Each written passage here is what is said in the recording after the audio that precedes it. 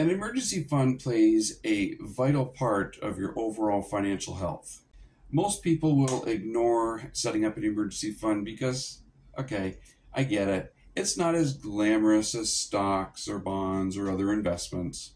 But did you know that the low rate of return on an emergency fund actually can improve the performance of your other investments? You really should have at least 6 months of living expenses built up into something that you can easily tap, such as a savings account.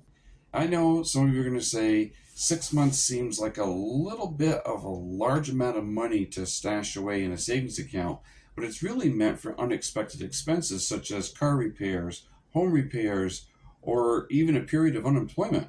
But how does an emergency fund boost the performance of your other investments? So imagine that you have an unexpected $1,000 car repair, just as an example, and you have no emergency fund. You keep all of your money in a brokerage account, individual retirement account or other retirement account, or a 401k plan or something similar at work. You could pay for this repair with a credit card, but unless you're able to pay for this charge on your next statement, you could be hit with a 20+% interest rate if you carry a balance. You could also sell $1,000 worth of investments from your brokerage account, but that could mean selling an investment that has maybe lost money recently and it's poised to grow in the future. But if you sell now, you could end up owing taxes on any gains it's made and losing out on any gains that it could be making in the future. Another option is you could be withdrawing this $1,000 from your retirement account. That's going to open up some other scenarios too. If you're under age 59 and a half, you're going to be paying an additional 10% early withdrawal penalty. Plus, unlike your brokerage account, you're going to be paying income taxes at the standard income tax rate, not at the preferred investment rate.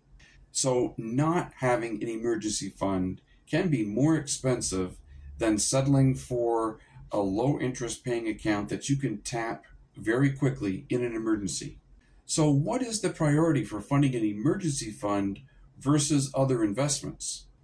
You should fill your emergency fund first before putting your money into other investments. Emergencies happen when you least expect them, and it is far cheaper to pay for these emergencies out of a bank account than your investments. So how do you go about funding your emergency fund?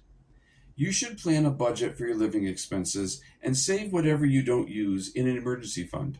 I know this is easier for some than others, and it depends a lot on your income level, your living expenses, and your ability to live within your means and your own self-discipline. A way to budget is to use the 50-30-20 method, which means 50% needs, 30% wants, and 20% savings. This is just a guideline, and everyone's situation is unique, so this may not work for everyone. You may have to adjust the levels a little bit. But careful planning will allow most people to set aside something for emergencies. Those who are just getting started in life may have to wait a while before getting into the stock market or other investments. The emergency fund needs to come first. But building an emergency fund is very important and will improve the overall performance of your investments in the decades to come. Your emergency fund will act as a shock absorber and will allow your investments to grow uninterrupted. So how does using an emergency fund to fund unexpected expenses compare with using investments or other means? To keep the math simple, the following graph will not assume sales taxes. It will assume a 10% early withdrawal penalty on retirement accounts and a 10% income tax rate. Your income tax rate will vary though. Spending $1,000 from an emergency fund will cost $1,000, plus any small amount of interest the account may have paid.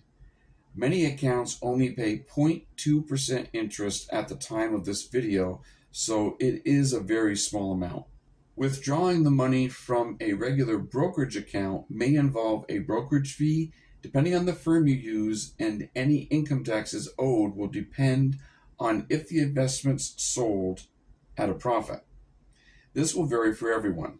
Withdrawing from a retirement account for those who are under 59 and a half years old will mean withdrawing $1,250 to cover the amount of the 10% early withdrawal penalty and the assumed 10% income tax. Roth IRAs are different since there is no tax or penalty owed on contributions. For those older than 59 and a half years of age, about $1,111 would need to be withdrawn from a 401k or similar workplace plan to pay the assumed 10% income tax rate. But what about using a credit card? If you can afford to pay the $1,000 charge on the next statement, and if your credit card offers cash back, this may be the best option. Literally, a cash back option on a credit card is like an automatic discount. But if you end up carrying a balance, most credit cards charge at least 20% interest, and if you get trapped making only minimum payments, it could take you anywhere from 15 to 30 years to pay the balance down. You could easily end up paying 2 to 3 times the actual charge because of interest. Clearly, a credit card is easily the most expensive way to pay for an emergency like this. If any of you have any stories about how you've used your emergency fund, leave a comment in the section below. Until the next video, take care and remember that your money matters. Peace.